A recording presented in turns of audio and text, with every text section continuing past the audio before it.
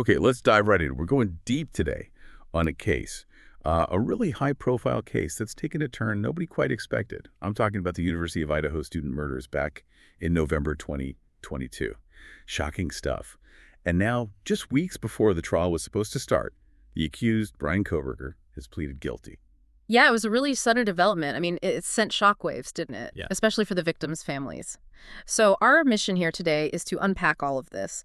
We'll synthesize the reports, the court details, expert insights. I want to help you understand, what exactly went down in court, how investigators actually cracked this case, and maybe most importantly, what does this plea deal actually mean? Yeah. Now that there won't be a trial, we'll look at everything from the forensic evidence to the really deep emotional impact on the families. Absolutely, that impact is huge. So let's start with the core revelation.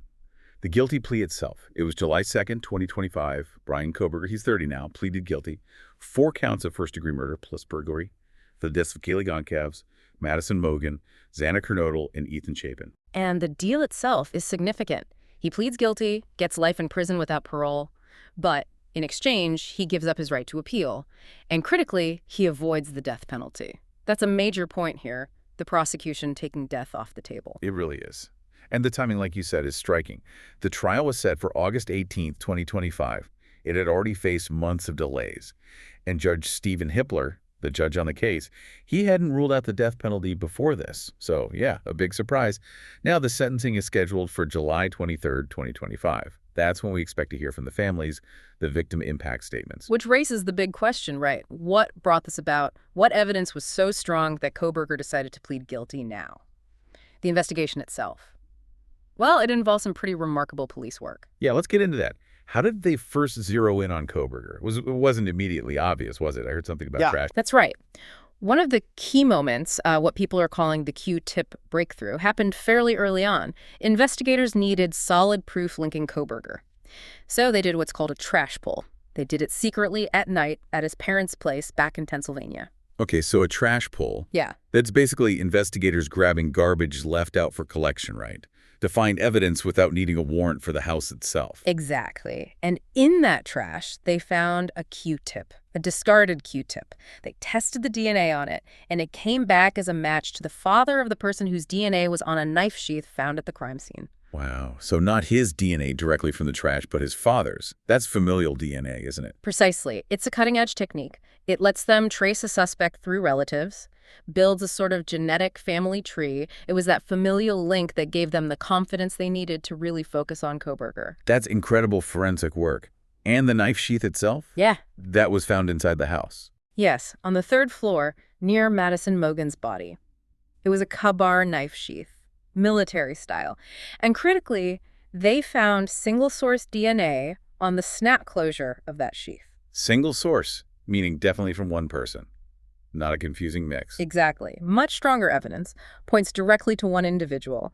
And later, they also found blood from both victims, Mogen and Goncalves, on that same sheath. So the DNA was huge, but it sounds like digital evidence, tracking his phone and car, also played a big part. Oh, absolutely. They built a digital timeline. Prosecutors showed his phone pinged off cell towers near the King Road house. Get this. 23 times between 10 p.m. and 4 a.m. in the 4 months before the murders. 23 times. That's a lot. That suggests some kind of pattern, even if they couldn't prove he went inside before. Right. The prosecution stated, we do not have evidence that he had direct contact with the 112, but we can put his phone in that area at those times. It paints a picture. And his car, too. They tracked his car. Yes.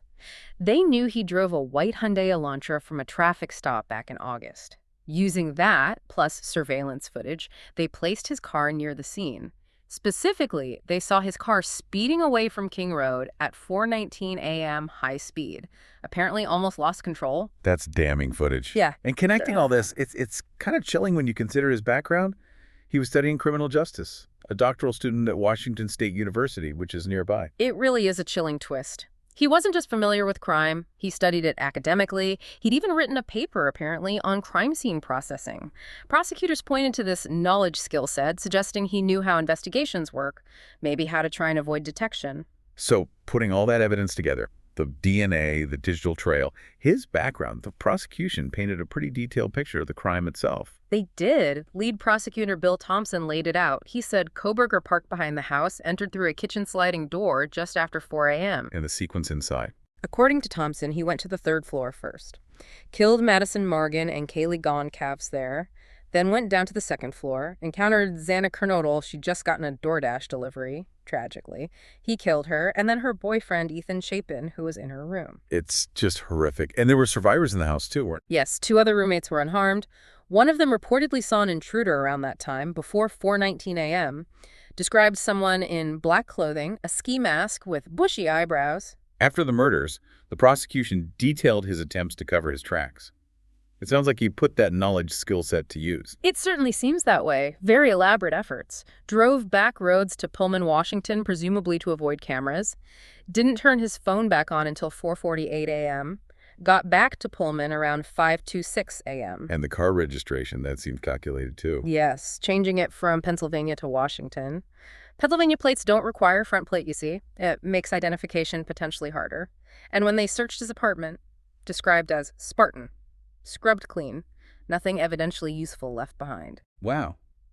And the car? Same thing. Meticulously cleaned inside. They even said it had been essentially disassembled, presumably to clean every part. That level of cleaning. Yeah. Disassembling a car. Nah. Does that point to extreme planning? It strongly suggests it, yes. It goes beyond typical attempts to hide evidence. It speaks to a high degree of premeditation and perhaps leveraging that knowledge of forensics he had from his studies, a real determination to erase traces. But even with this guilty plea, this admission, there are still huge questions hanging in the air, aren't there? Especially for the families. Absolutely. That's the difficult part of this resolution. The biggest question, the one everyone asks, is why?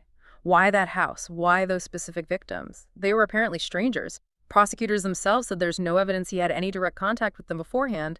The motive remains a complete mystery. And legally, while motive isn't strictly required for a conviction, its absence must be tough. It is. It leaves a void, not just emotionally for the family searching for reasons, but it changes the narrative.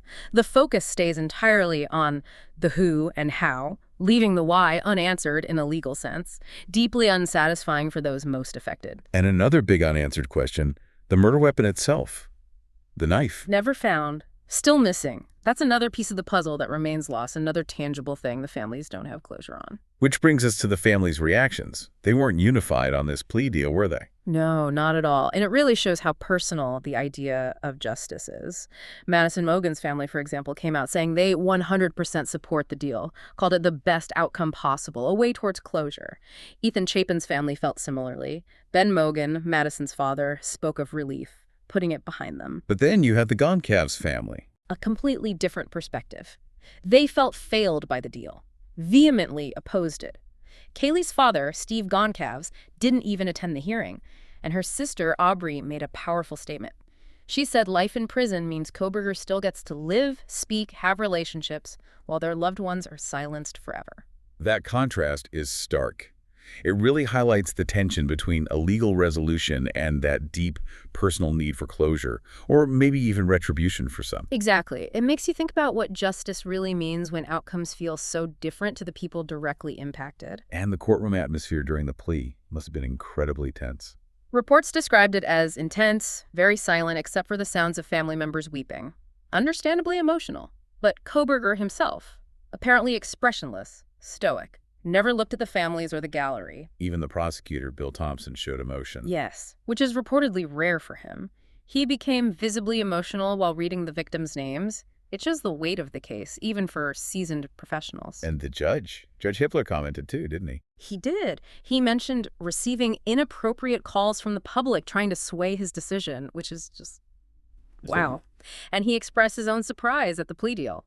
His office was gearing up for a massive trial, preparing for potentially 10,000 jurors. 10,000. That gives you a sense of scale, the resources about to be poured into a trial that now won't happen. It really does. It underscores how suddenly this all changed. We should also mention the gag order. Yeah. It was very strict in this case, preventing lawyers, investigators, families from speaking publicly. Right. That was put in place to ensure a fair trial was possible. It's expected to be lifted after the sentencing. So we might learn more details then, maybe hear more perspectives once people are free to speak. So looking ahead, Yeah. July 23rd is the sentencing. Mainly victim impact statements. That's the main focus, yes. Giving the families their chance to address the court and Kohberger indirectly. The big question mark is whether Kohberger himself will choose to speak.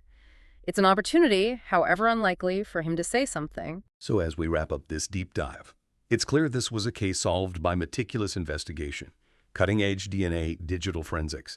It brought a killer to justice without a trial. But it leaves us with this profound tension, doesn't it? The gap between legal finality and personal closure, especially when core questions like the motive might never be answered. It leaves you wondering, what does justice truly mean when those most devastated by a crime feel failed even after conviction, and the fundamental why remains forever out of reach?